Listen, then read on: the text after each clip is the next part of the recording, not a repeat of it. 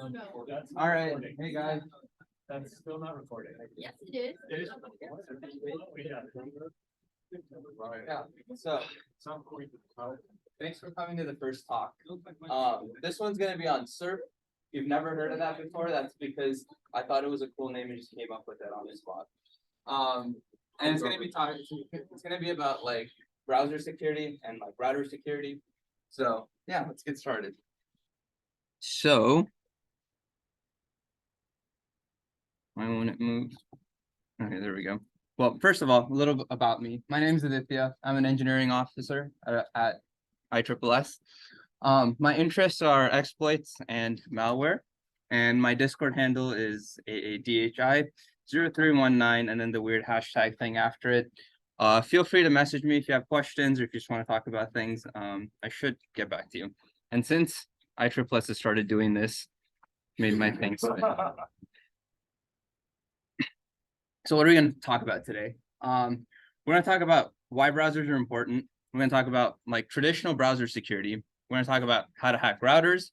And then we're going to talk about what SERP actually is. And then future questions and future research.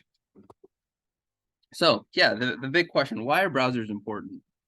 The exploit broker offers $1 million for a Tor browser 0-day. And if you've ever done a bug bounty before, you know how hard it is to get $50 from the company that you're trying to do the find bugs in. So why are they paying $1 million?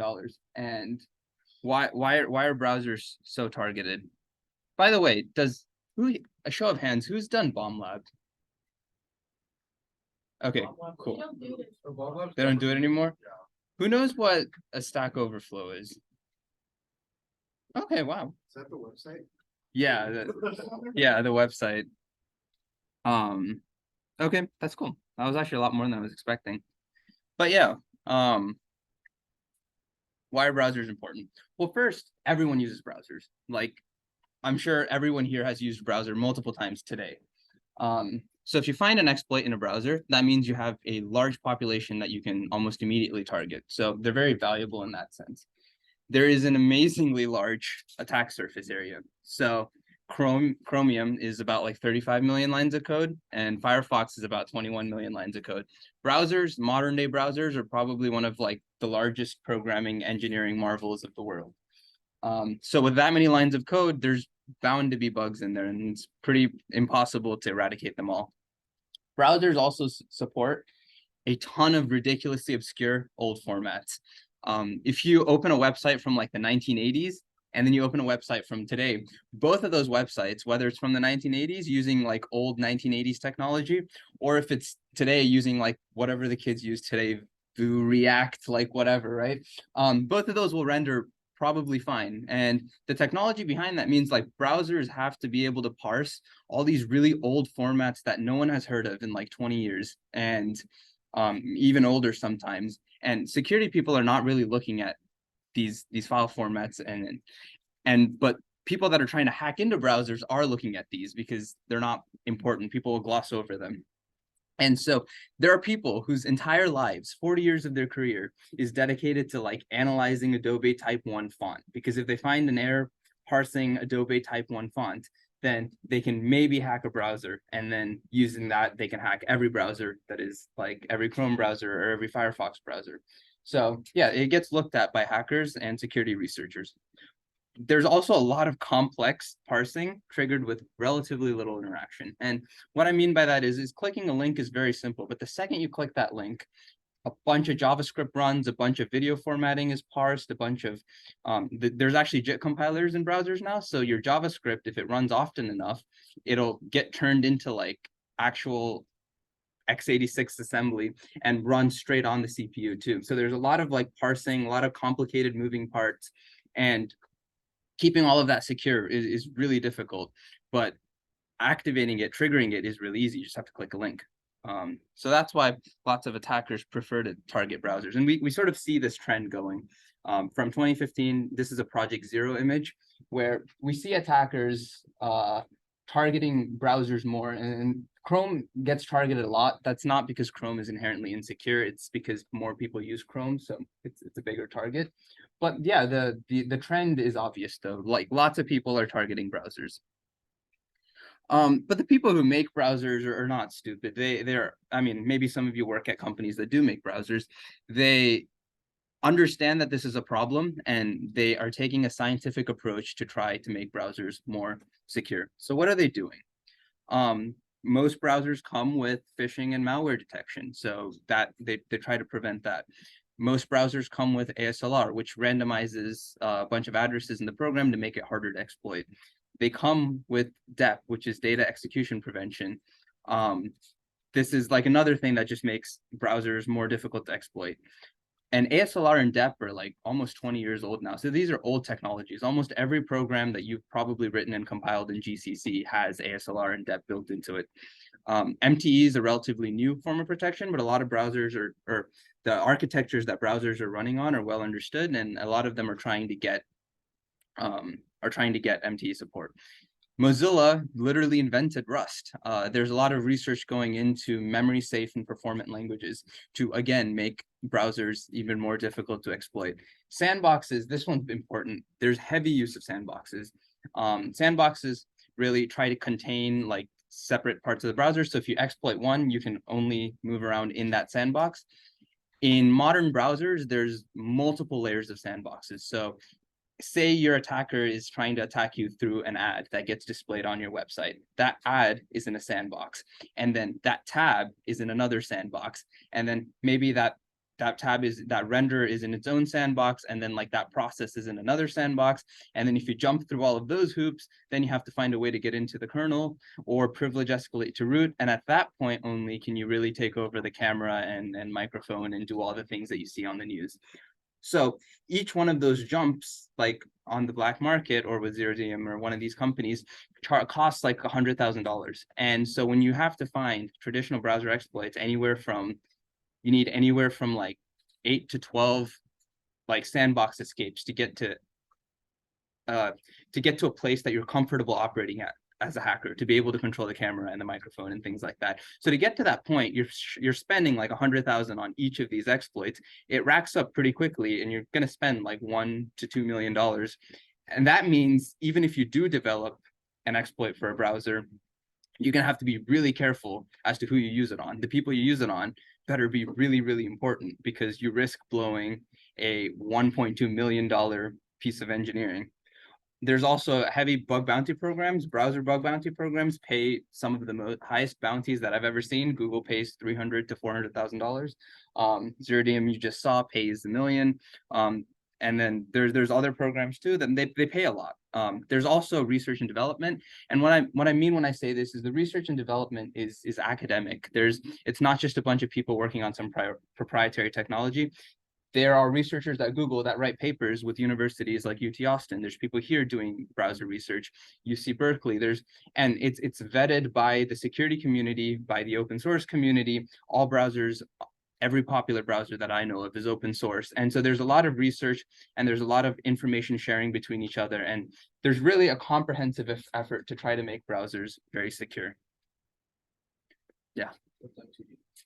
MTE is memory tagging. It's essentially like, I mean, how it works is complicated, but it essentially tries to color regions of memory. So if you try to like exploit a region of memory and you're trying to like access a part of memory that you're not supposed to, it'll cause the program to crash. And when the program crashes, the user is hopefully supposed to be like, oh, my program keeps crashing for no reason at all, like something's going on, let me go tell someone that actually knows what's going on, and they can investigate it.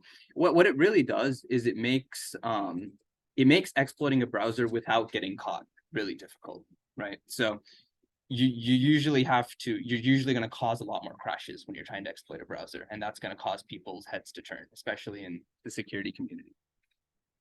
Yeah. So is MTE just another sandboxing technique? It's not a sandboxing technique, but it's more like it's like stack canaries. It's a protection to prevent overflows or accessing memory that you're not supposed to. So it kind of like, think about it like it forces a seg fault, even when seg faults aren't induced, right?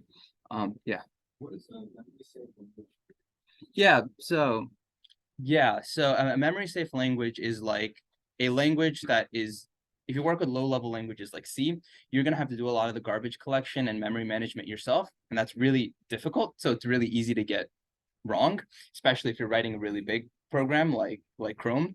And a memory safe language, essentially, the compiler makes sure that it's difficult to, or it's supposed to be provably secure in that, like, it's supposed to be impossible for you to overextend your memory, right? So if you make like a string, right, and you're trying to exploit, and we'll see an exploit soon, but if you're trying to go past the bounds of like a variable, right? Yeah, like you give a variable 10 bytes and you try to write 11 bytes to it, you're not supposed to be able to do that. The compiler will catch it, and so you can fix it before you actually release the product out. And there's a lot of languages that are memory safe, Python, Java, like a lot of the big languages are memory safe. The problem is they're not performant, so a lot of people don't use them. Rust is one of the first languages that I've heard of that is both performant, like it has the performance of C, but it's also supposed to be theoretically memory safe. Does that answer your question? Yeah. Yeah. So now let's take a little segue and let's talk about routers. Comparatively, how do they rank up? They have none of these protections, right? And these are production routers in most of your houses, most likely. So very rarely, like no router has phishing or malware detection unless it's like a super expensive endpoint router. Routers don't have ASLR. They don't have depth. These are, again, like 30-year like protections, like 20, 30 years old. If you compile any program with GCC today, you're most likely going to get ASLR. You're most likely going to get depth. But they have gone out of their way to make their products more insecure. They definitely don't have MTE because the architectures that they run on usually don't support it. They use C to do some very complicated things, which is just asking for trouble. And so they write their entire server and everything in C, just like plain regular C. And there's a lot of issues there. They don't have sandboxes. In fact, they one-up you, and they don't even have multiple users. There's only one user usually, and that's root. So if you have any sort of execution, any problem, you're root. There's no need for privilege escalation. There's no bug bounty programs. If you do send them a bug bounty, they'll either ignore you, or like in the case of TP-Link, the guy who found this bug, he sent it to TP-Link and they were like, it's the user's responsibility to go and download the patch from our website and update their routers with it. And they were like, all right, yeah, they don't do automatic updates for whatever reason. And they spend very little on research and development, if any at all. A lot of these architectures are extremely old and kind of like, it's kind of like going through a time machine when you look at them. Oh, and real quick, the security, so these are called SOHO routers, small office, home office routers, and the security community calls them so hopelessly broken. There's like a website and everything. There's like, it's a cultural thing. There's like memes and all that, but yeah. So what are these SOHO routers spending money on? Like, what are they trying to do? Their number one priority is usually to keep other companies from ripping off their technology, right? So they want to make a product real fast and they want to get it out to market real quick, and they want to keep as many people as possible from like making a copy of it. So you won't see security, but you will see obscurity a lot. They use proprietary file formats generally. They use proprietary encoding schemes. They have casing that is extremely hard to remove, and I'll demonstrate. But they have usually very proprietary tools. They usually also have ancient and obscure architectures that are like impossible to find if you want to do any sort of research. In my case, some of the tools I needed, like the architecture was compiled in like 2008 and it hadn't been updated since. I had to go find some version of GDB from 2008 for MIPS off of some random professor's website who like just forgot it was there and left it on. So we're gonna talk about how to interact with these devices. So this might be, I'll pass this around after the talk too, so you guys can like actually see it. But this is a TP-Link WR940N router. I talk about the case because the case is like they have screws that come off, but the screws don't actually do anything. They actually like latch the plastic on. So in order to get the case off, I had to slide an in and out card and literally pry the case off. And I lost $5 doing that. There's still $5 on this card if anyone wants to forensically recover it for me. But once you have the case off, and assuming you don't break the device, there's this thing called UART, and you can sort of see it. Do you guys see? Okay, I guess you can't. Okay. Well, so no. You see these pins right here? So that's UART. Let me change back to the laptop view because I have it boxed. But so like these pins right here, this is UART, and so this is basically a kind of like a console. This is how you get your shell on the router. And when they're debugging it, they have these pins and they're like testing these routers to make sure they function properly. But when they ship them out, they take the pins off because they don't want people messing with it. So you have to like solder these pins back on. And yeah, as a CS major who's never worked with anything like dangerous or hot, that was very interesting. I had to learn soldering. And so this is my like really trashy job, soldering some pins on. But you solder some pins on, and then you take one of these things. Let's see if I can. So everything with IoT is super small and really annoying because it's easy to lose. Wonderful. But you take one of these pins, and then you solder them on. And once you solder them on, you take one of these things, which is called a UART reader, and they're like maybe like $2. They're not that expensive. But you take one of these and you connect the pins on here to the ports that you soldered on, and then you plug the other end into a computer and you run that command on the screen.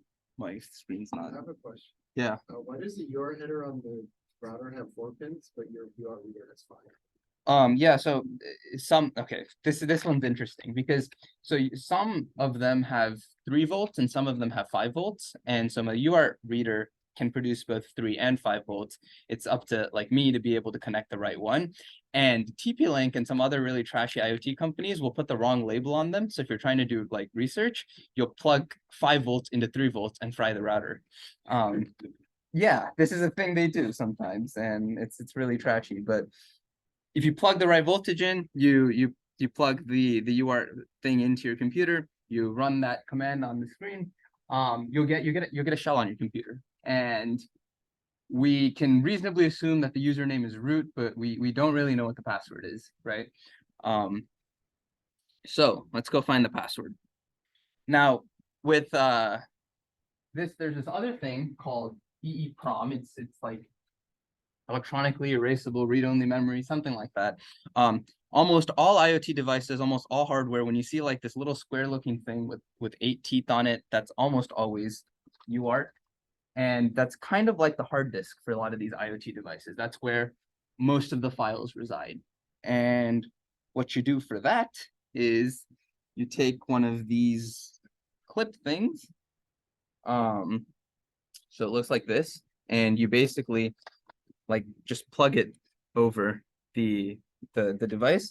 You take the other end, you like snap it into this thing, and then you plug the USB end into your computer. And then you can, so this is called like a chip programmer. And then after you do that, you can read and write to the EEPROM memory. So once you do that, you can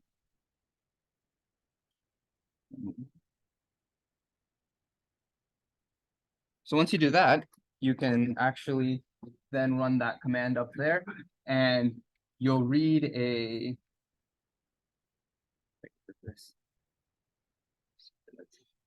all right, you'll read like an image called firmware.bin, and that'll be like a complete firmware dump of what's on the router, but then you have to actually figure out what it's doing. So I guess at this point, I'll pass this around. You guys can look at what the inside of the router actually looks like. But yeah, so you put the clippy thing on, and then you run the command, and then you get a firmware dump, right? And if you do, remember when I was talking about proprietary file formats, if you run a normal file command on firmware.bin, it just says it's binary data. It doesn't understand what it is because they don't use any format that's understandable. There's this wonderful tool called binwalk, which is basically a community tool. So these IoT companies, routers, people that make thermostats, all that type of stuff, they come out and they come up with these really weird proprietary formats. And there's a small but cool community of IoT hackers that look at them and try to reverse engineer what's going on. And when one of these things sufficiently pisses someone off enough, they figure out what the actual format is, how to decode it, and they publish it to the BinWalk open source project. So BinWalk is a collection of just all the IoT proprietary formats that people have figured out how to break. And so when we run BinWalk on the file, we see a lot more information. So this is the boot image. There's some image stuff. There's the TP-Link firmware header, the actual firmware. There's some compressed data. There's some MPEG stream data, which I'm guessing is like a help video. But the most important thing is the SquashFS file system. So the SquashFS file system is kind of like ext4 or FAT32, traditional file systems, but it's made for devices that don't have a lot of memory on them. So IoT devices. This is not regular SquashFS because TP-Link is proprietary, and they go in and they change the headers so normal squash tools don't work on this. So if you took a normal squash decompressor and you're like, uncompress this file system, show me the files, it won't work. It'll be like, I don't know what this is. But BinWalk can, because some poor soul figured out how to do it and then published it to the community for all of us to use and enjoy.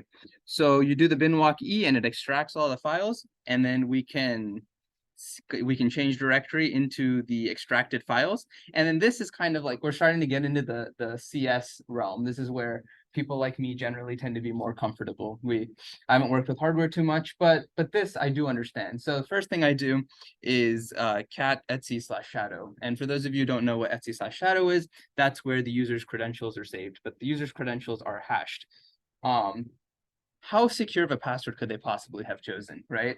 So we ran Hashcat on it with a word list for IoT stuff, and like 2 or 3 days later, I had to tolerate my computer being slow, but like 3 days later, we cracked it. It's SOHO admin, and this is not the password for this router. This is the password for every TP-Link router, the root password. So yeah.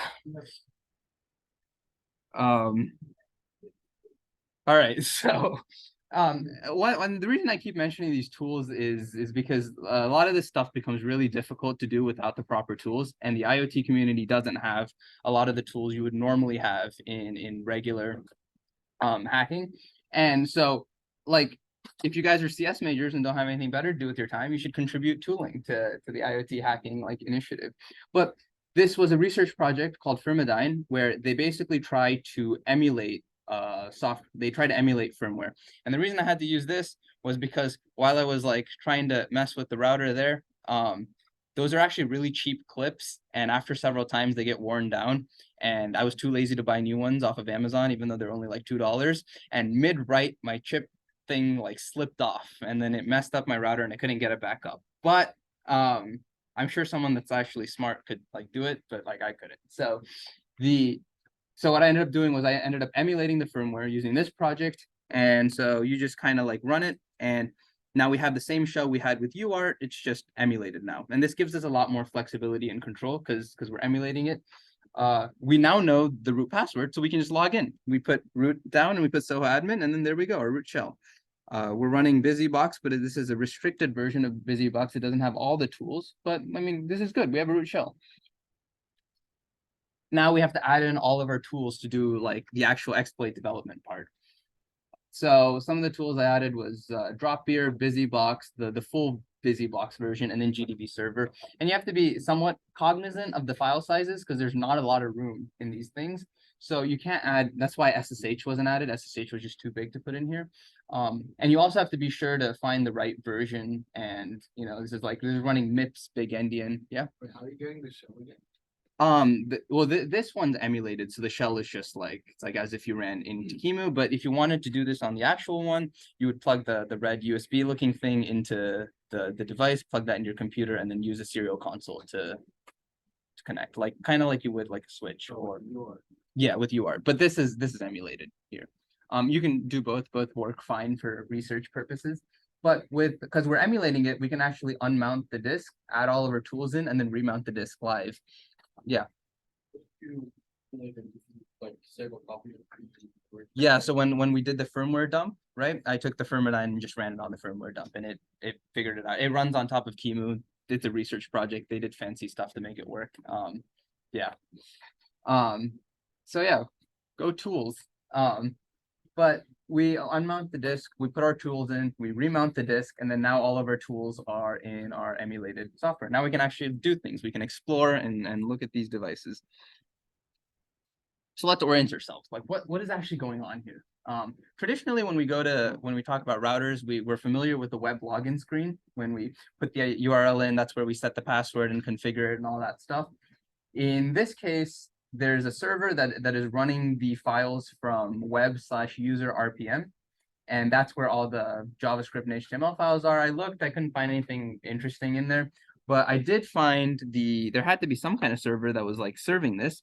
I did find an HTTPD binary, and this was I originally thought this was the original HTTPD binary, but I couldn't find any config files. So I was like, what is this? And then I only later realized that they wrote their own binary in C, and it's trashy, and they named it the same thing. Why is beyond me. Some of these pictures also, the more like maroony background pictures, are from a different cybersecurity firm that also did similar research. But you can see that there's no stack canaries, there's no depth, there's no position independent executable. I mean, like there's literally no security features on this that have been discovered in the past 20, 30 years. And then you look at the actual code. I took the HTTPD binary and I threw it in Ghidra, and you see string copy, string cat, string string. There's no string end copy. There's no string end cat. This is like buffer overflows waiting to happen. This is on production routers that most of you have in your homes. Like it's very messy and it's extremely jank, and yeah, so that's terrifying. But that also means we can find exploits. Yeah. Yeah, just through the binary in Ghidra, and it was MIPS, but Ghidra can handle MIPS. So yeah. So, but how did it find all the function names? Were they not stripped? No. Oh. Yeah. So that strikes me as strange given how much effort they put into proprietary tooling. I mean, I didn't do anything special to get the function names to show up, so yeah. I mean, yeah. So any questions so far? No? Okay, feel free to stop me. There's an end date on this router. I didn't discover this. This was by like some Vadim Kalinchenko. But this guy, like a year or something ago in February, discovered that there was a vulnerability in the TP-Link routers. And he told TP-Link, they said they would fix it and they didn't. And then they eventually fixed it, but didn't give the fix to anyone. And then he sold it to Zero Team, I guess, and then they probably paid a bounty for it. But this is a known flaw. It's been like 8-ish months when I got this, and I bought this router off of Amazon. So I get my brand new router off of Amazon. This vulnerability has been in the public domain, responsibly disclosed for about 8 months now. And I'm like, there's no way that a publicly known, unauthenticated zero-touch exploit is on my brand new router from Amazon, right? Well, welcome to the wonderful world of IoT. I initially tried to go to the URL. I just wanted to see if it would work or not. I went to the URL and it said, you have no authority to access this router. And I'm like, maybe they did fix it. But then I looked at the code and there's this little check that says, if the host is equal to the referrer host, then deny page. Or if it's not equal to the referrer host, then deny page. And the refer is whenever you're like, for those of you who've done web development, you probably know a little bit about this, but when you're on a website like google.com and you click a link on that website, you go to a different website, the refer is set to the website that you were previously on, the one that you clicked the link on. So essentially what they're doing here is they're making it so that for any website that you want to be, I'll get to your question in a bit, for any like part of the website, you have to click a link on this site. That's kind of their like wonderful security feature. So what happens is if you, in Postman or just using inspect element or something, you change the refer to be the same as the actual router, then you send that request again, the router crashes. So this is exploitable and it's new and it's from Amazon. So that's wonderful. Yeah. So you said you bought it 8 months after all the releases closed. Were you able to find a manufacturer date? Like, do you know? Because probably wasn't manufactured 8 months after, so.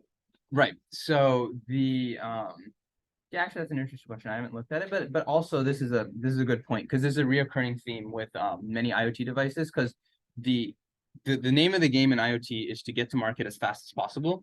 And then once you get to market, you go on to the next thing to get that out to the market as fast as possible. So a lot of times you have products that are like thermostats that are like whatever, and they won't actively be supported anymore because the company will move on to the next IoT product. So even if there's many people using it, even if there's a vulnerability, the company has long since washed its hands of said product. And that very much could be the case here, but I'll have to check on that. But yeah, so it is exploitable, but we don't want it to just crash. At this point, we have a denial of service, but we don't want to just do denial of service. We want to have, we want to be cooler, right? So this is actually the vulnerability. It essentially checks to see when you access a file, it checks, yeah.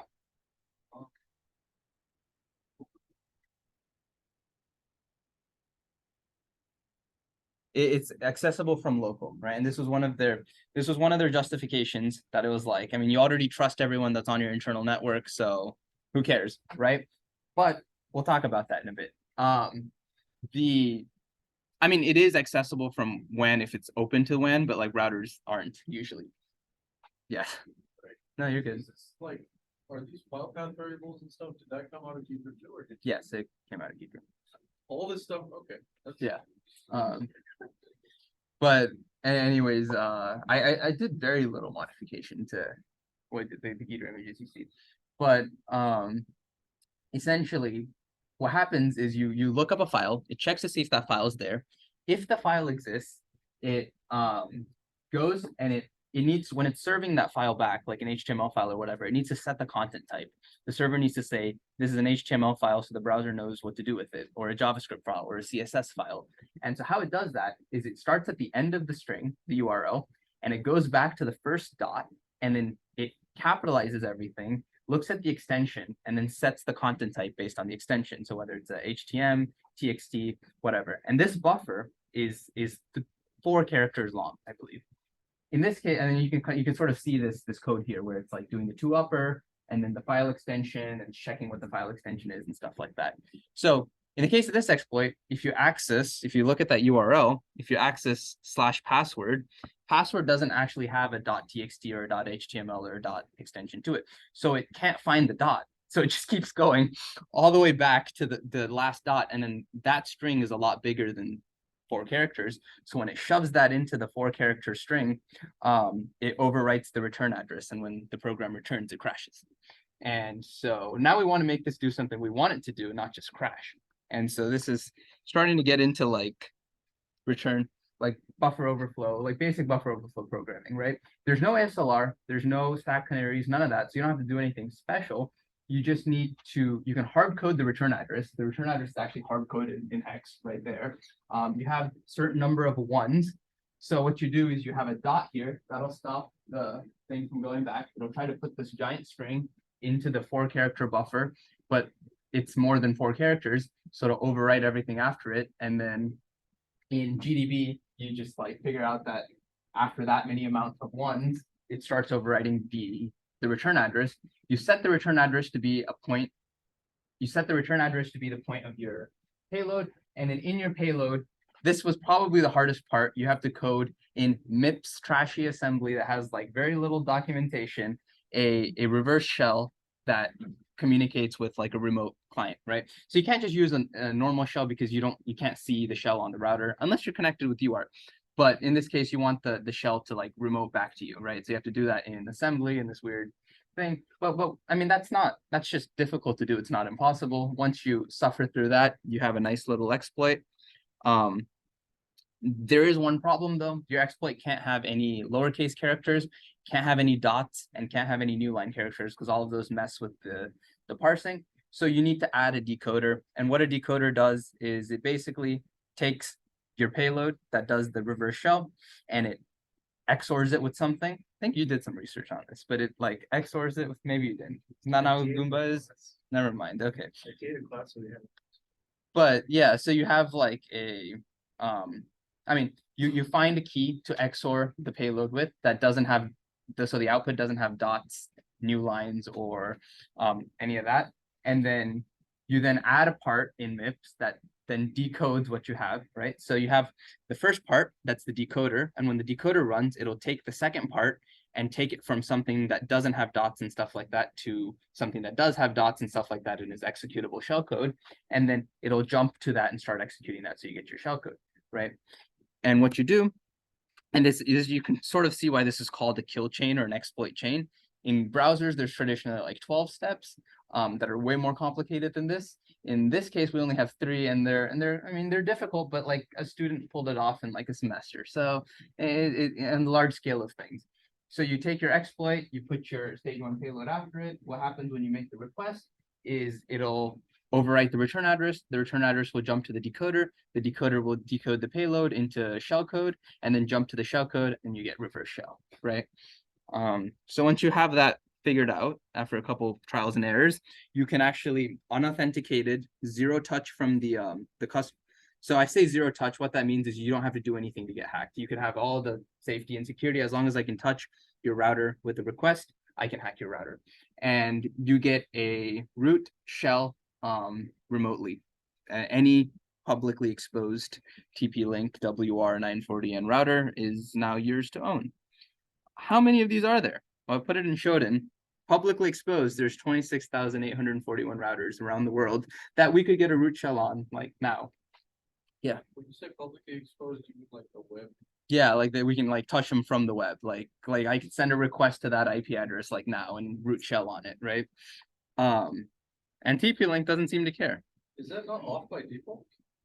What? Like, normally routers have a thing where they don't expose the web interface to WAN. It is off by default. Is it off by default? Well, I mean, Shodan. Yeah, that's why you only have 28,000. So these But 28,000 they turn it off. Yeah, I mean, it is usually off by default, but they did turn it on in these cases. Yeah, I mean, I obviously didn't go, and also I don't know if they're exploitable. I didn't go trying to exploit all of them. I just did the list. I did not try any of them. I had my own setup in my house, but well, yeah. So 26,841 routers that are probably exploitable today, right? All right, now we're gonna get into CERP, right? What is CERP? And this is code execution through restricted pivot. So this we've seen all of this, and then this part is like for all the people that are not in the 28,000. These are for all the people who have their routers in their WAN, in their LAN. It's not exposed to the web. TP-Link says they're safe because it's not public, right? And so this is about how can we attack these people, right?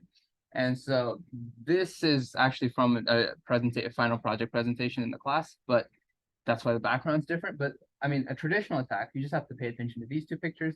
A traditional attack is you go through the browser, and you're going through the browser, and you're escaping all the jails, and you're escaping all the renderers, and then you finally get onto the device that has the browser. You get one device.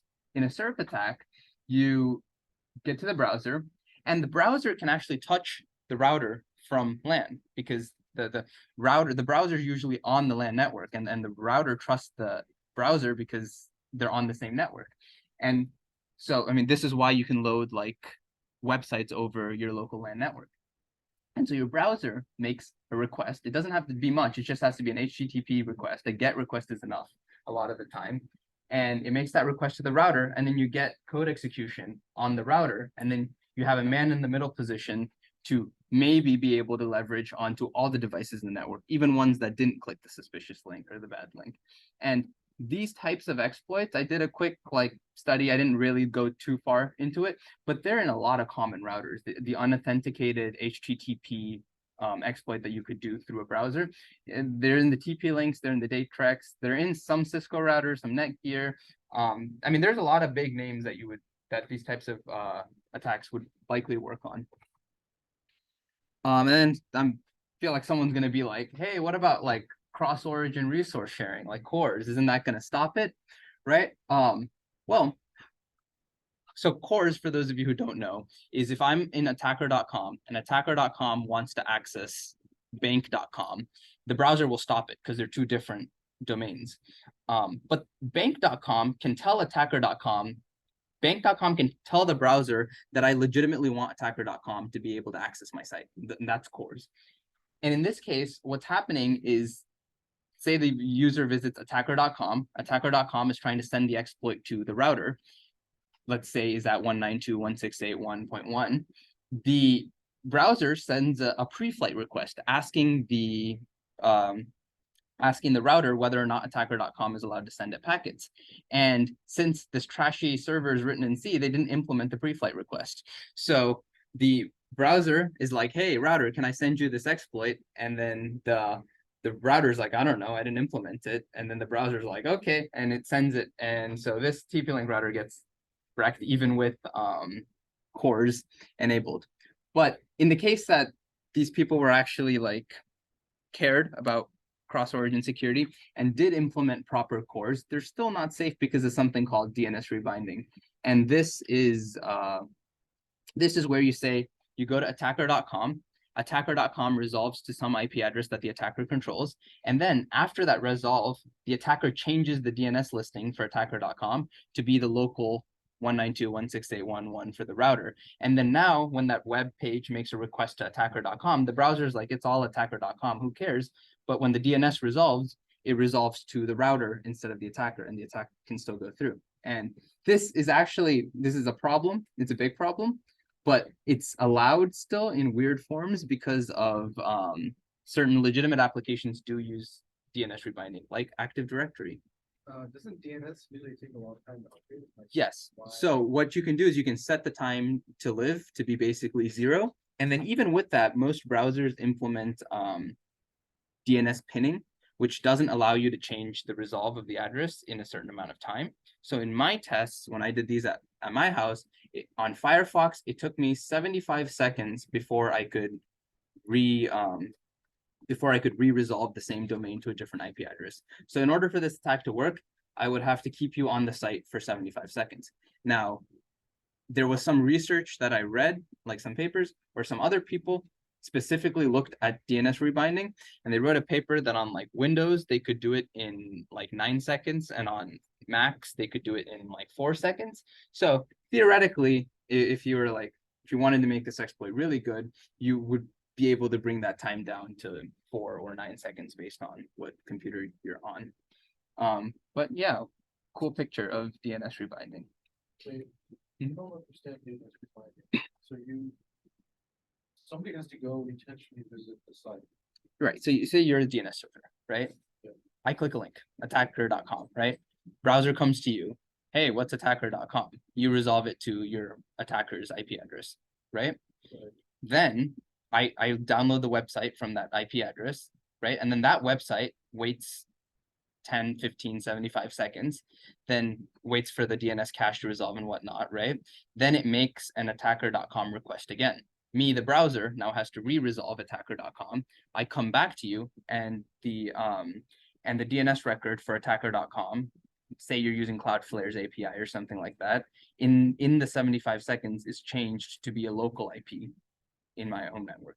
Right. So what I'm wondering is, why do you need to never have it be anything but the local IP?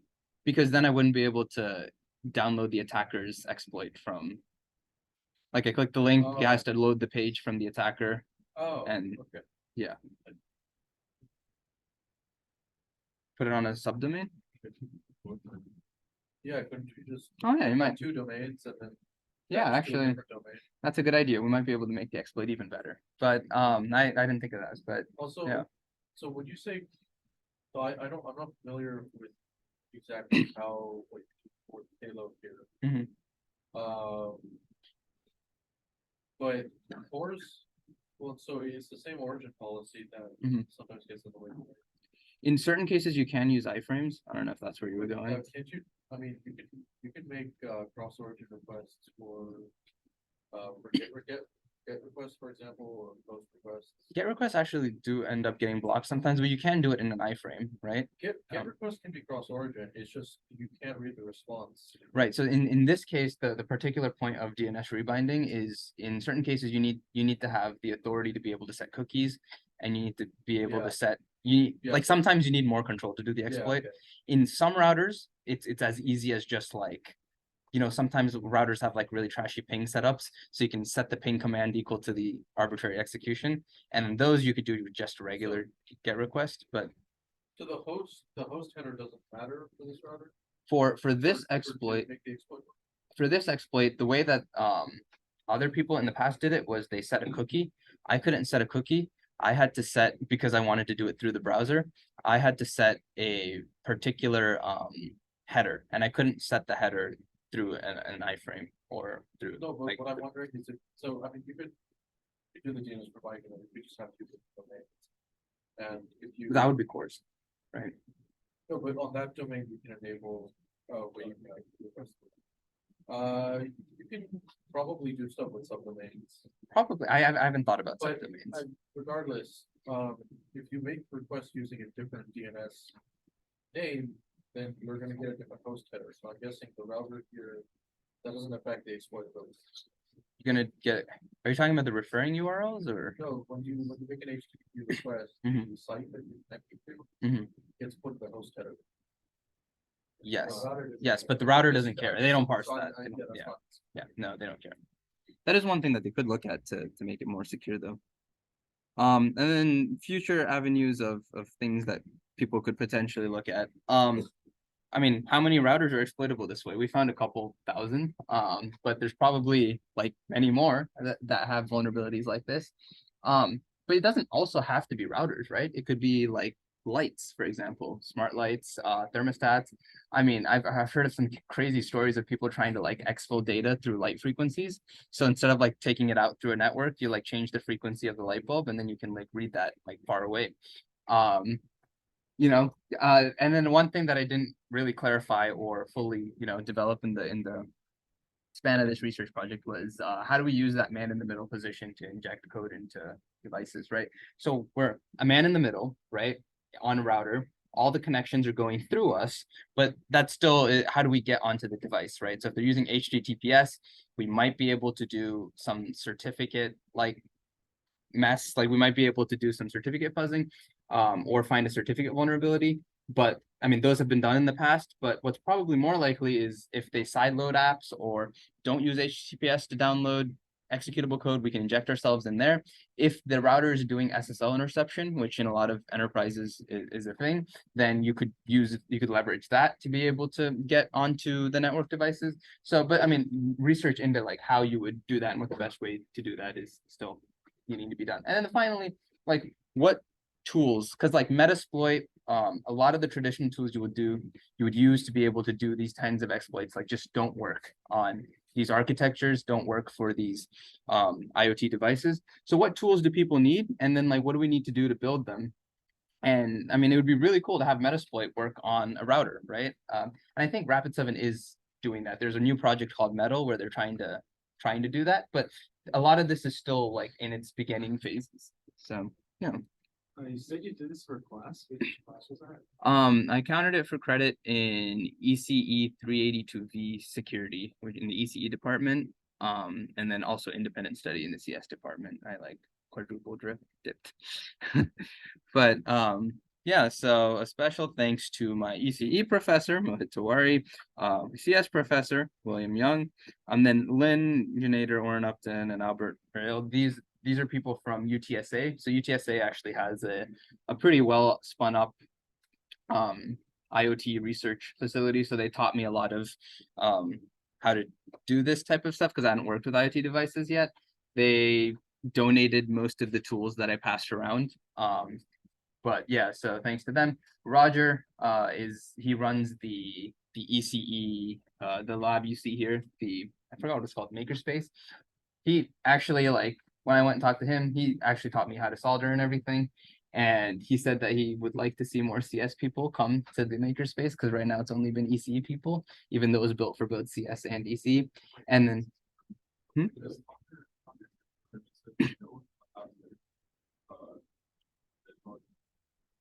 no, they actually really want CS people to come.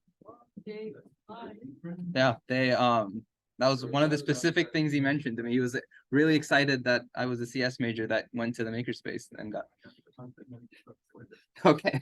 And then the last one was the other company that did some initial research with the end date, and I used some of their initial findings to help progress my research. Yeah. Wait, why did you need to use the in and out part? Yeah, that's the.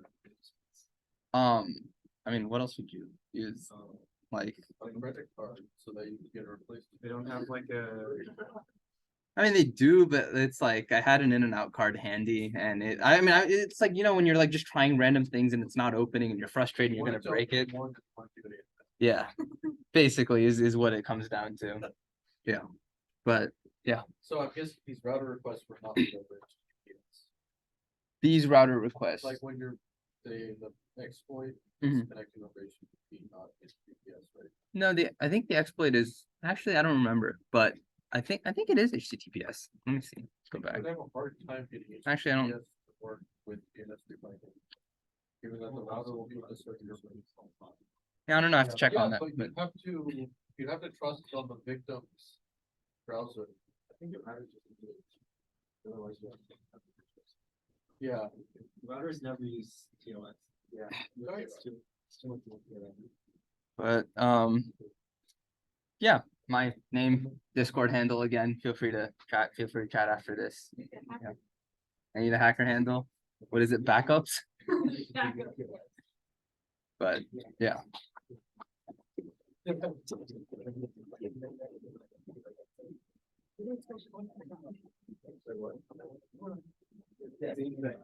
Do we have that exact? Yeah.